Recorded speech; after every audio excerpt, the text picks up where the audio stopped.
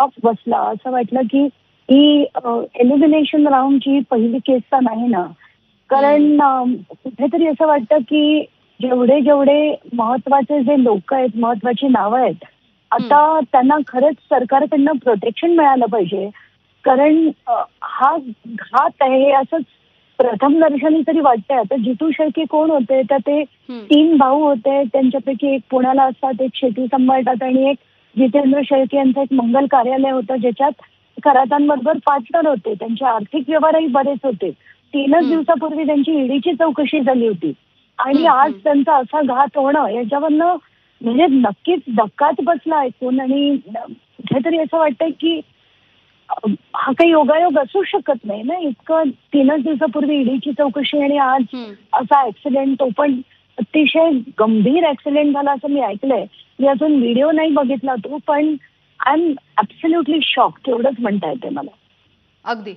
अंजलीताई, तुम्ही ज्या पद्धतीनं म्हणजे या एकूणच अपघाताविषयी शंका उपस्थित केली जाते, खरं तर काही दिवसांपूर्वी प्रणिती शिंदे यांनी हा जो भोंदू आहे अशोक खरात याचं एन्काउंटर केलं जाईल असं देखील म्हटलं होतं. आणि अगदी ह्या 2-3 दिवसामध्ये झालेला हा अपघात, ज्याच्यामध्ये शेळकेंचा तर मृत्यू झालाय, पण त्यांची पत्नी आणि मुलगा देखील प्रचंड गंभीर जखमी झालेले आहेत. अगदी तेच ऐकून कसतरी झालं. मी आता इनफॅक्ट तो व्हिडिओच मागवलाय. पण मला आता तरी म्हणावंसं वाटतं की इतर जे त्यांचे आहेत, मग ते दीपक लोंढे असो, बाळासाहेब बोराडे असो, सचिन चुंबळे असो, या सगळ्यांना आता सरकारने प्रोटेक्शन देणं गरजेचं आहे. कारण हेच सगळी माणसं आपल्याला सांगू शकतात की खरातांचे व्यवहार काय काय होते, कुठल्या कुठल्या राजकारण्यांशी होते, कुठल्या कुठल्या अधिकाऱ्यांशी होते, हे सगळं बाहेर येणं गरजेचं आहे.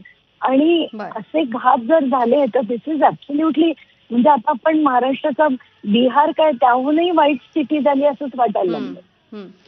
अंजलीताई, अगदी पहिल्या दिवसापासून तुम्ही ह्या सगळ्याचा पाठपुरावा देखील करताय, म्हणजे फोन कॉल असतील, या सगळ्याविषयी देखील तुम्ही जशी जशी माहिती तुमच्याकडे येते तशी ती तुम्ही पोलिसांपर्यंत पोहोचवताय. आणि जसं तुम्ही म्हणताय की आता यांना प्रोटेक्शन देणं महत्वाचं आहे या सगळ्या घडामोडींशी निगडीत जे लोक आहेत त्यांना, तर अशी काही मागणी तुमची असणार आहे पुढे? अगदी नक्कीच मी तातडीने म्हणजे लगेचच बोलणार आहे अधिकाऱ्यांशी. पण म्हणजे आताच्या घटनेला मी ऐकूनच इतकी हादरले की आता अजून सुरुवातच होते, त्याच्यात जर असे व्हायला लागले, घात व्हायला लागले, तर पुढे काय होईल सांगताच येत नाही. धन्यवाद अंजलीताई, तुम्ही सविस्तरपणे बोललात यासाठी.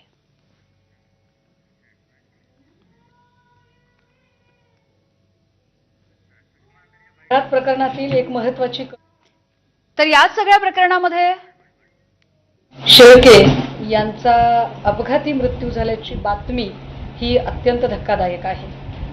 मला ही गोष्ट खरं तर अविश्वसनीय वाटते. मात्र गेल्या अनेक दिवसांपासून ज्या अनेक नेत्यांनी ही शक्यता आणि ही भीती वर्तवली होती की खरातच्या जीवाला धोका असू शकतो, ती आजची जी घटना घडली त्याने या शक्यतेला अधिक जास्त ठळक पद्धतीने अधोरेखित केलं जातंय. कदाचित खरात प्रकरणातली काही सत्यच बाहेर येऊ नयेत असं काही लोकांना वाटतंय का? आणि असं असेल आणि तरीही SIT अजूनही तपासाची गती वाढवत नसेल आणि या लोकांच्या चौकशा होत नसतील, तर अजून जास्त संशयाचं धुकं वाढत चाललंय. शेळके हा गुन्हेगारच होता की नव्हता हे कायद्याने ठरवलं असतं. शिक्षा कायदा देईल, कोणाचाही जीव घेण्याचा अधिकार कोणालाही नाही. पण जी घटना आजची घडली ती मात्र एकूण तपास यंत्रणा आणि एकूण शासन व्यवस्था या सगळ्यांवरच प्रश्नचिन्ह निर्माण करणारी आहे, एवढं नक्की.